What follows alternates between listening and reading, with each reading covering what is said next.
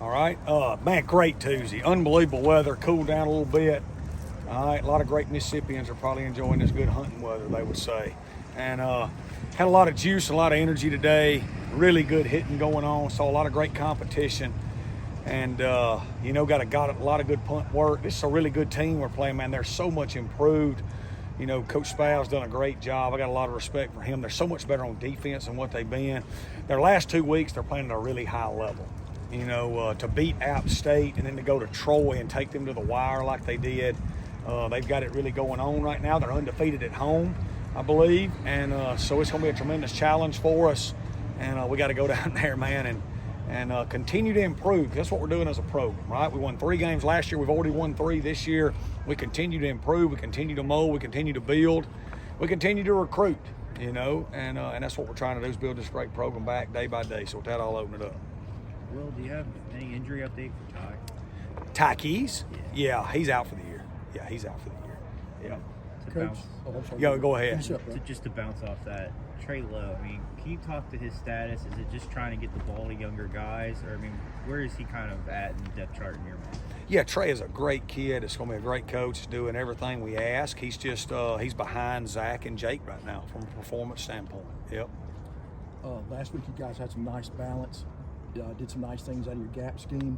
You think through the course of the game, you guys kind of wore them down as you went? I think so, but I think it was happening all game, Glenn. Like if you look in the early drive, we ran an inside zone on like 2nd and 2, and we knocked the line of scrimmage 5 yards back.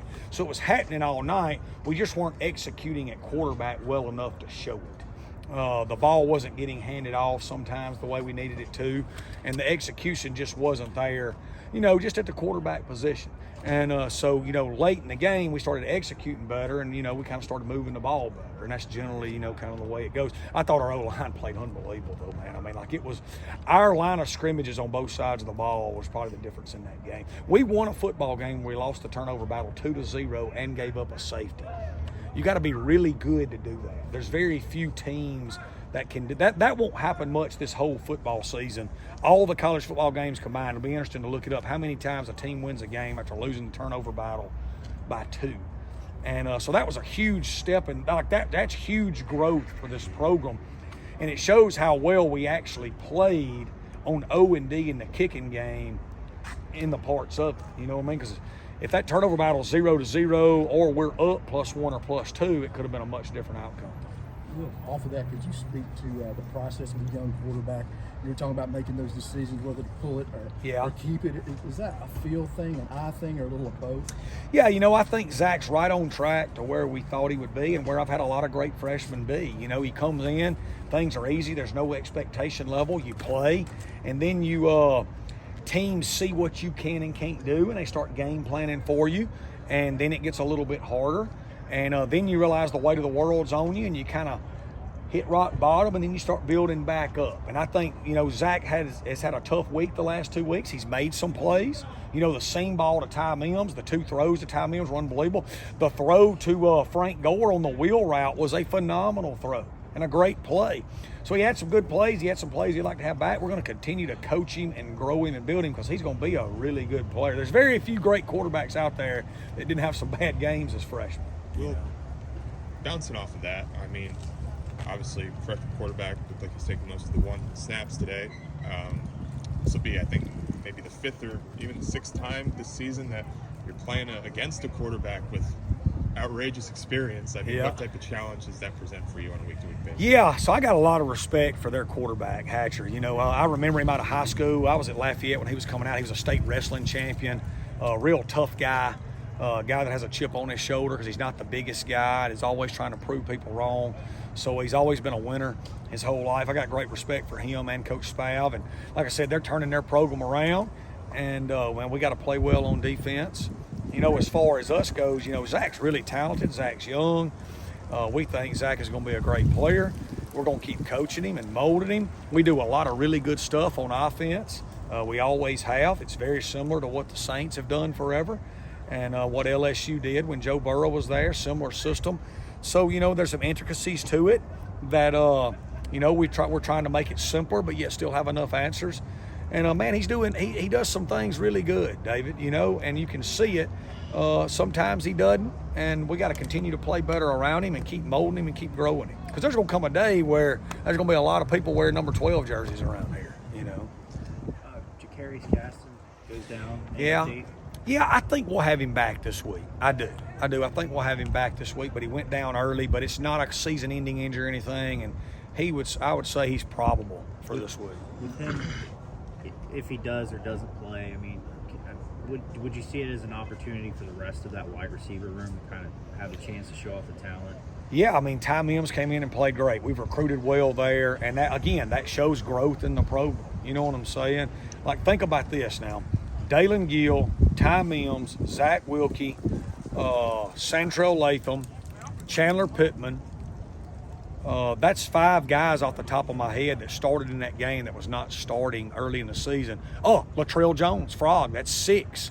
So that's 6 guys that are integral pieces of what we're doing and playing at a high level that were in competitions to play early in the season that are now playing more because of injuries. And so, like, that's college football. Everybody deals with that.